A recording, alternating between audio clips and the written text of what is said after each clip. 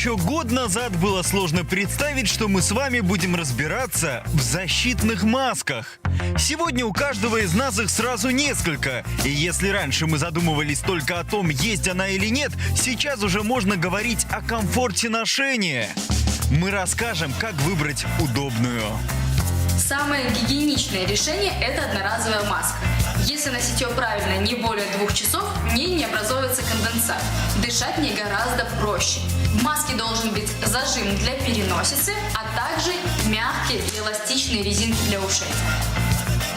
У одноразовых масок есть большое преимущество над многоразовыми. Их не нужно стирать. Она сшита в 3 слоя из материала под названием спанбонд. За счет малой плотности материала такая маска не натирает кожу. Многоразовые маски бывают 2 видов – из текстиля и нетканого материала. Удобнее всего маска из трикотажа. Она хорошо принимает форму лица, но, к сожалению, не задерживает влагу в выдыхаемом воздухе. Если вдруг вы решили купить многоразовую маску из другого материала, обратите внимание на то, чтобы внутренний слой маски был из натуральной ткани.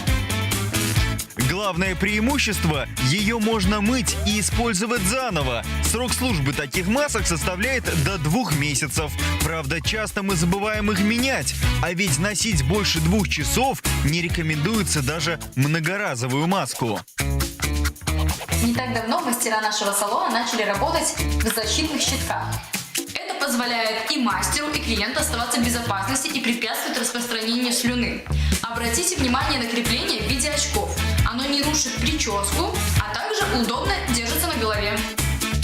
Помните, маска не респиратор и защищает от вирусов в большей степени тех, кто рядом с вами, а не вас.